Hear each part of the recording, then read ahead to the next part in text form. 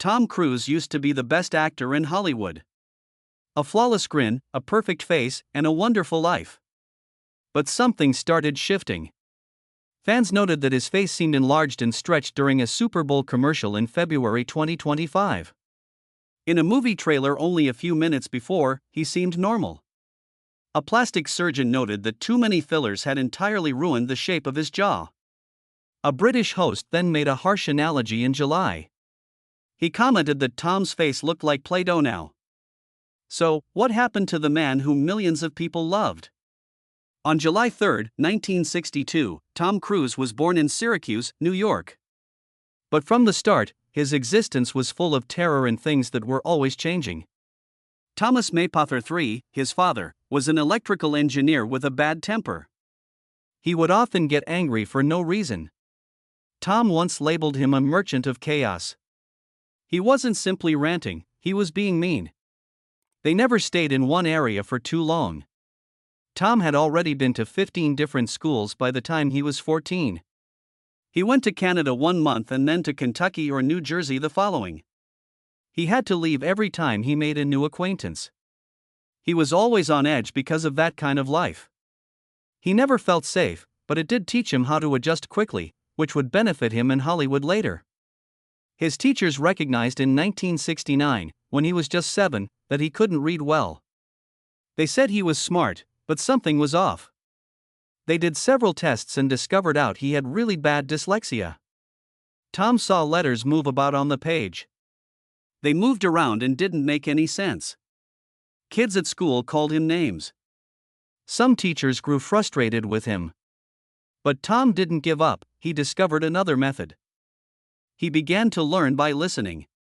He would have people read scripts to him over and over. That's how he learned every word by heart. Not only his lines, but everyone else's as well. What began off as a tough battle turned into one of his best traits. Mary Lee, Tom's mother, ultimately made a daring choice in 1974 when Tom was 12. She got away from her abusive husband. She took the kids and left with nearly nothing. All of a sudden, she was a single mother with 4 kids and no money or job skills. She worked all the time, cleaning houses, waitressing, and doing anything else she could. She worked 16 hours a day at times. They went from place to place, always pursuing less rent. Tom knew he had to help when he saw his mother having a hard time. He mowed lawns, delivered newspapers, anything for a few dollars. He gave his mom every penny. He learned the value of hard effort and how much he wanted to be in charge of his own future during that time. When he was 14 in 1976, something unexpected happened. Tom told his family that he wanted to be a priest. He enrolled in a Catholic seminary in Ohio and stuck to the rigid timetable. Prayers in the morning, Latin classes, and religious ceremonies.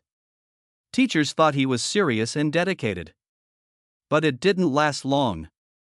Tom and some other guys broke into the wine cellar one night and drank the wine that was meant for communion. They got caught, and Tom was kicked out. Later, he remarked that the event made him understand that life wasn't for him.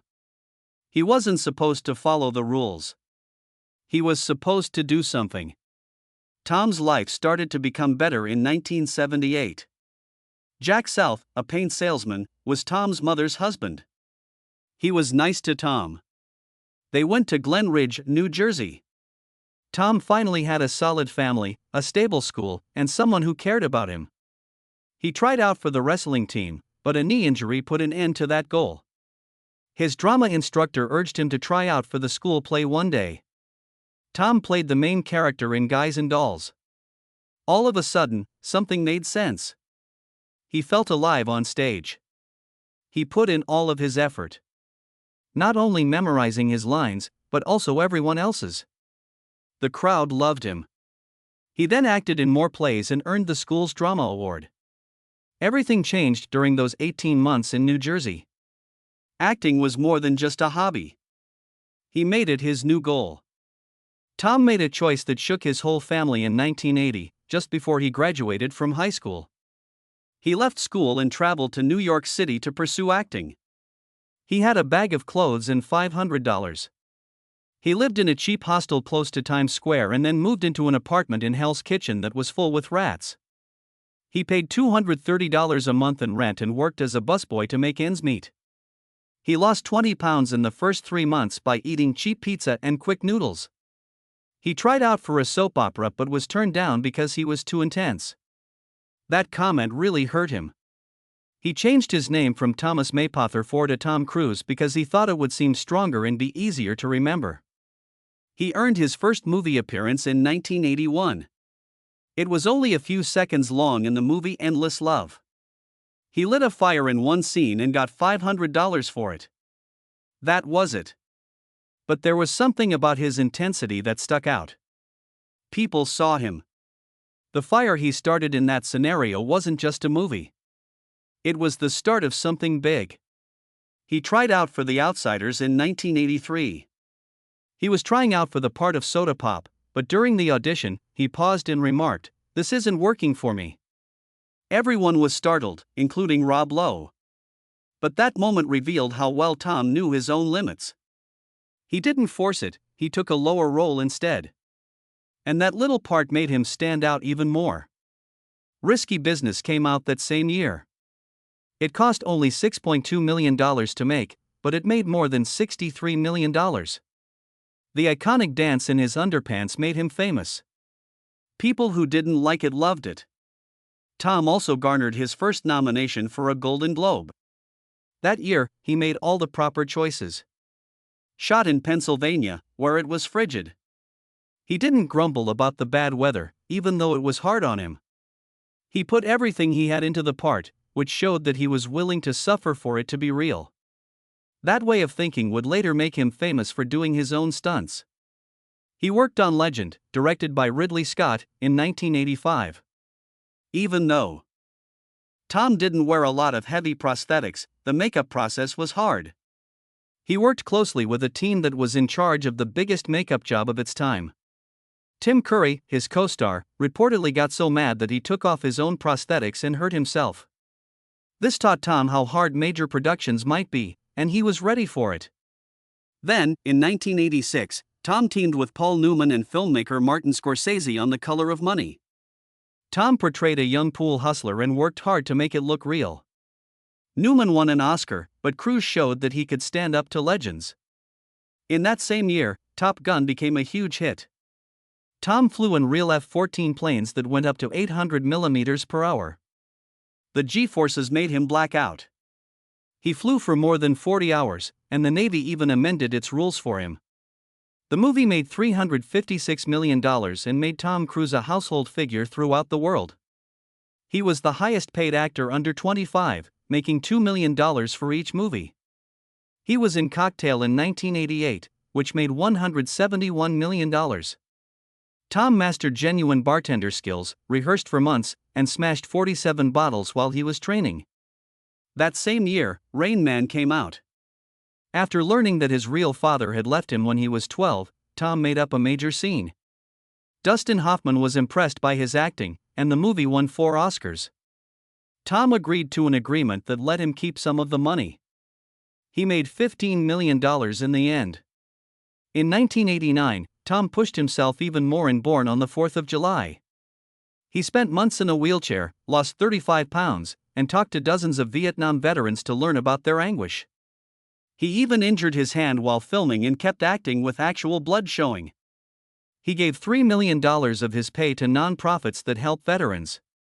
He started his own production firm with Paula Wagner that same year. He put up $2 million and started making Days of Thunder. He changed screenplays, picked actors, and pushed for real effects. They even spent millions to capture authentic NASCAR collisions. His company made $50 million in studio deals in only 1 year. But Born on the 4th of July also got a lot of bad press. A lot of veterans were angry about the movie because Cruise had never served. Some people even threw things at the stage. Cruise got threats of death. Even though things were tense, he held true to his word. The movie made $161 million and changed how people thought about Vietnam veterans. Cruise later set up a $500,000 scholarship fund for veterans with disabilities. In Days of Thunder, Tom Cruise didn't only pretend to be a race car driver. He really did become one. In 1990, during filming, he trained with real NASCAR drivers, got behind the wheel, and raced at speeds of exceeding 180 miles per hour. He crashed the automobile in one scenario because he had cue cards pinned to the window to help him remember his lines. He made himself learn how to drive stock cars with 700 horsepower on famous tracks like Daytona and Charlotte. That year, he also met Nicole Kidman on the set. In the movie, she was a doctor. During the filming, they fell in love and got married on Christmas Eve in 1990. Only a few months after they finished filming. 2 years later, he played a military lawyer in A Few Good Men. It wasn't simple to get that courtroom scene where Jack Nicholson yells, "You can't handle the truth." The director shot it 95 times. Cruise had to keep asking the same tough questions again and over, like, "Did you order the code red?" Until everything felt real. The movie did really well. That one sequence made more than $236 million, which is a lot of money. People were astonished that Cruise was playing Lestat when Interview with the Vampire came out in 1994. At first, the author of the book despised the concept and thought he could never be her Lestat. But Cruise didn't hold back. He spent months learning how to move like a predator. They even bit on real rats while they were filming. They also utilized fake rats with tubes inside them to make it look authentic.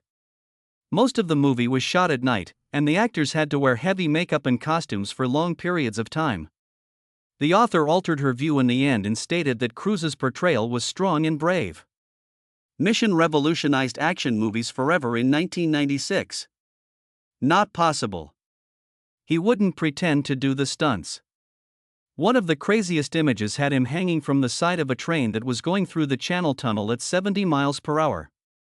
He was really there. No double. No trickery. He also hung from wires for the famed vault scene, which took place in one long shot that lasted more than 6 minutes. The movie cost $80 million, but most of that money went to the real stunts and not the computer-generated effects. In Jerry Maguire, which came out that same year, he displayed a different side of himself. In early 1997, he received the Golden Globe for Best Actor. The line "Show me the money" wasn't even in the script like that. Cruise thought of the idea to shout it over and over, and it quickly became a catchphrase all over the country. Cruise worked on Eyes Wide Shut with filmmaker Stanley Kubrick for 15 months straight, from late 1996 until mid-1998. That shoot went on for the longest time in cinematic history. Kubrick made them film the same scene 95 times. Cruise grew so anxious that he had an ulcer, but he didn't tell anyone since he didn't want to slow things down. Filming the movie pushed Cruise and Nicole Kidman to their limits as they acted out very emotional passages. Kubrick passed away only 6 days after filming ended. The movie was his last chance to say goodbye to the world. In 2000, things got even crazier in Mission Impossible 2. He climbed rocks on a cliff in Utah that was 2,000 feet high and very risky. He leaped down 15 feet onto a hard rock over and over again. Until it looked exactly right. The spinning blades of a chopper came so close that they almost hit his skull. The crew had to halt filming at times due to severe winds, but Cruise insisted on keeping the scene. Cruise entered a weird planet in Vanilla Sky in 2001. He called the filmmaker Cameron Crowe to advise him to view it because it was a remake of a Spanish movie. He even got Penelope Cruz to play the same part she played in the first movie. Cruz donned fake facial parts for the sequences that came after his character's vehicle tragedy. Even while not everyone appreciated the movie initially, it made more than $200 million and slowly built itself a cult following. The Last Samurai trained for over 2 years before the movie came out in 2003. He learned how to fight with a sword, speak Japanese, and do martial arts. He worked closely with a sword master and did most of the battle scenes on horseback personally. The story is based on a real French commander who fought with the samurai in the 1800s. The movie was the 6th most popular movie of 2003, making $456 million. Cruise even got a Golden Globe nomination. Cruise plays a calm, cold-blooded killer named Vincent in the 2004 movie Collateral. He looked nothing like the Cruise we usually see. He had silver hair and wore a gray suit. He makes a taxi driver take him around Los Angeles all night long. Cruise turned into a scary, emotionless person. People were amazed by how different he appeared and acted. In 2005, War of the Worlds came out. Cruise was a dad who was trying to save his kids from aliens. They bought a Rydell Boeing 747 and converted it into a disaster for one of the sequences. 5 states were used for filming, which took 73 days. He said it was the longest shot he had done in over 10 years. Cruise even urged Spielberg to stop working on another movie so they could finish this one first. In the 2008 movie Tropic Thunder, Cruise shocked everyone. No one knew he was there. He played a loud, bald, and overweight movie executive and danced like a crazy person. Cruise came up with the character himself. He wanted to dance and requested for fat hands. The studio didn't even put him in the trailers. People couldn't believe it when they saw it was him. It proved that Cruise wasn't scared to take chances or look ridiculous. Cruise ascended the Burj Khalifa in Mission Impossible: Ghost Protocol in 2011. He was more than 2,000 feet above the ground. To put up safety gear, they had to drill holes in the building and break windows. His harness was so tight that it caused his legs go numb. Because of flight constraints, helicopters could only film for 30 minutes. They employed special IMAX cameras. He wouldn't do a stunt double, as usual. Cruise drove all the cars in the 2012 movie Jack Reacher via real Pittsburgh streets. He practiced for months and learned how to fight with his hands. The movie's release was pushed back since it started with a sniper attack, which happened after the Sandy Hook shooting. But when it eventually came out in December 2012, Cruise's tough military investigator seemed real and honest. Then, in 2015, Rogue Nation did the most perilous flight stunt. Cruise held on to a real Airbus A400M as it lifted off. He was hit with 5 G-forces as he was 5,000 feet in the air. The crew just had 2 days to get things right, and the plane had to fly 8 times. Cruise sprinted across the wing and hung onto panels that were designed for paratroopers. He didn't wear much protective gear so it would look real. Cruise shot a plane crash in zero gravity for the Mummies in 2017. He flew in a special jet that went up to 25,000 feet and then plummeted to make him feel weightless. There wasn't much CGI in the movie, most of it was filmed in real life. Cruise and the crew had to fly several times, and each time they only had a few minutes of zero gravity to get it perfect. It was one of the hardest scenes ever shot in the air. In 2018, while filming Mission Impossible: Fallout, Cruise fractured his ankle diving across rooftops in London. He continued the scene anyway. You can even see that he is limping. Filming stopped for 6 months so he could heal, but when he came back, he did even more stunts. They filmed moments during the break so he could sit down and rest his ankle. His hard work made a real injury a part of the plot. In the end, Top Gun: Maverick became Cruise's biggest hit ever in 2022. After a lot of training, he piloted genuine F-18 fighter jets. He put all the young performers through the same process. They employed special IMAX cameras in the cockpits. Cruise turned down all streaming offers throughout the pandemic because he wanted to see the movie in cinemas. It took 3 years longer than planned, yet it made around $1.5 billion and was the second highest grossing movie of 2022. It showed that Tom Cruise was still eager to tackle the hard things for genuine after all these years. In 1987, when Tom Cruise married Mimi Rogers, he was only 24. She was a Scientologist and an actress at the time. Tom learned about the religion that will shape practically everything in his life through her. At first, their relationship seemed strong, but things weren't going well behind closed doors. People said that Tom couldn't have kids. In an interview with Playboy in 1993, Mimi joked about it and said that he was thinking about becoming a monk. People were left wondering what that meant. In 1990, they broke up. Mimi subsequently suggested it was because Tom was too focused on work. His life was all about 2 things: work first. He was too obsessed to slow down, and it drove them apart. She also said that his growing interest in Scientology made it harder for them to be together. Tom met Nicole Kidman right after that while they were filming Days of Thunder. In 1990, they got married. Everyone thought they were the perfect marriage, but they were harboring suffering that no one else could see. Nicole lost her first baby when she was 23. The baby was growing in the wrong place inside her, which is what an ectopic pregnancy is. She later noted that the pain of that loss was something that people don't talk about enough. They then adopted 2 kids, Isabella and Connor. Nicole experienced a second miscarriage in March 2001, just after Tom filed for divorce. She was pregnant for 3 months. There was a public split going on at the same time as a private heartbreak. The death, the divorce, and the lack of talking about it all made it worse. Tom started dating Penelope Cruz after they broke up. She was his co-star in Vanilla Sky and they were together for 3 years. She even started learning about Scientology to be closer to him. But it didn't work. Penelope was a Buddhist and didn't want to leave it behind. David Miscavige and other Scientology officials didn't like her.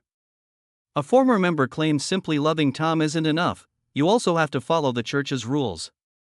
After they broke up in 2004, there were allegations that Scientology was holding auditions to find Tom a new wife. The church said no. But people kept thinking about the notion. Katie Holmes came next. Tom hopped on Oprah's couch in 2005 and yelled that he loved her. It was crazy, but it was also romantic. In 2006, the same year their daughter Suri was born, they got married in an Italian castle. Katie used to declare that getting married to Tom was her dream come true. She said he was the man of her dreams. But by 2012, the dream had turned into a nightmare. Katie asked for full custody of Suri when she filed for divorce. Tom was very surprised. He didn't expect it. They worked things out fast and quietly. Katie wanted to keep Suri away from Scientology. That was the line that neither side could cross. They promised to respect each other's ideas, but it was too late. People haven't seen Tom with Suri since then. The last time they were seen in public was at Disneyland in 2012. She was just 6 years old, more than 10 years ago. She graduated from high school in 2024, but Tom wasn't there. People saw him having fun at a Taylor Swift performance in London that same day. People couldn't believe it. People who used to be Scientologists said this was because of the church's stance against connecting with people. You stop talking to someone if they leave the religion. Katie kept Suri safe from the church, and Tom put his ideals ahead of being a father. Suri is now 18 and can make her own choices. But it looks like their friendship is fractured after all these years. In 2005, Tom also made headlines when he said that Brooke Shields shouldn't have taken antidepressants after having a baby. He argued there was no such thing as a chemical imbalance and told her it was her fault for taking medicine. He told individuals to just work out and take vitamins. Brooke wrote a strong piece in the New York Times in response. She told him to stick to fighting aliens and leave mental health to the experts. She made it plain that he didn't know what it was like to have postpartum depression. Tom said he was sorry later, but Brooke said it wasn't a very good one. That was all he could do. Mimi Rogers introduced Tom to Scientology in 1986, and that's when he really got into it. He didn't tell anyone at first. But in 1990, after the press got hold of it, he told Barbara Walters everything in an interview in 1992. He remarked that the religion helped him get over his dyslexia. He became one of Scientology's most famous members over time. He and David Miscavige became friends, who had been a part of his life since the late 1980s. Tom pulled away for a moment when he heard that the church would tell him secrets about an alien monarch named Xenu. In 1999, when he was filming Eyes Wide Shut, Marty Rathbun was assigned to bring him back into the fold. Then, in 2008, a video of Tom talking about Scientology in ways that surprised even his fans got out online. He added that Scientologists were the only ones who could help at a vehicle accident and that they were the only actual specialists on the mind. The church tried to get rid of the footage, but it circulated swiftly and millions of people saw it. The way he spoke was weird and intense. A lot of people claimed it didn't seem like the real Tom anymore. The HBO documentary Going Clear from 2015 made things considerably worse. former high-ranking members of Scientology spoke out. They reported that the church helped Tom meet ladies to date. One person indicated that Nicole Kidman had been wiretapped because she was thought to be a troublemaker. Someone else said that the church was practicing white slavery when it came to helping Tom find a partner. They also stated that Kidman kept Tom away from Scientology for years, which prompted the church spy on him through one of his own workers. These stories made things look pretty bad. Things got much more intimate in 2001. When an adult film star who was a man said he had an affair with Tom and that this led to Tom's divorce from Nicole. Tom took him to court for $100 million. Tom got a $10 million judgment because the man admitted he had lied. Tom had to deal with false allegations about his sexuality before. He had already sued a publisher over a similar story and won that case as well. At about the same time, a former church leader said something that made many upset. From July to November 2001, Tom's confidential admissions during auditing sessions were secretly filmed. The church said it was to assess the quality of the sessions, but every word went straight to David Miscavige. They didn't get too engaged again until Tom's divorce from Nicole was official. There was undercover monitoring of what should have been private therapy. That betrayal made people even more worried about how the church treated its most famous members. Mitch Brisker, another former Scientology executive, made news in late 2023. Declared that Tom Cruise was the church's most important victim. He said that Miscavige was in charge of everything, even the soap on their cruise ship. Brisker told Tom he wasn't free. He was in charge of everything. Leah Remini, who left in 2013, said that anyone who spoke out against Tom and the church was punished severely. Others agreed with her. The church, on the other hand, stated that all of these people were lying. In February 2025, supporters started to worry about something else. People noted that Tom's face seemed enlarged and stretched in a Super Bowl ad. A trailer for Mission Impossible that came out just 10 minutes before showed him looking normal. The plastic surgeon said that it seemed like too many fillers had distorted the curve of his face. His jawline, which used to be crisp, was now soft. The doctor noted that this kind of puffiness and stretched skin is frequently caused by too much filler being injected. Tom talked about how hard he was pushing his body for the mission by May 2025. Stunts that can't be done. He told People magazine that he ate bacon, sausage, toast, and coffee with roughly a dozen eggs every morning, just to keep his body going. He added that flying on top of a biplane at 120 miles per hour burns a lot of calories. It was 3 times as quick as the first planes that could walk on wings. He needed protein and energy just to keep alive up there. British broadcaster Jonathan Ross stated something terrible in July 2025. He said Tom's face looked like Play-Doh on his show. He claimed that Tom used to be naturally good-looking, but now he seems artificial. He didn't say he was ugly, he just claimed he didn't look like himself anymore. Fans agreed, and the internet went crazy with comments. Tom finally talked about it in August. He revealed during an interview that the crazy plane stunts almost ruined his spine. He had to hang from a seatbelt while the plane flipped upside down in one scene. The pressure made the joints in his fingers come apart. His hands were fat. The suffering was real. Tom's director said that he had been through a lot. They even had to shoot several scenes again in Africa due to the weather. Some of the changes in his looks may be due to the injuries and edema, but for many supporters, it was too late. His face didn't look like the Tom they remembered anymore.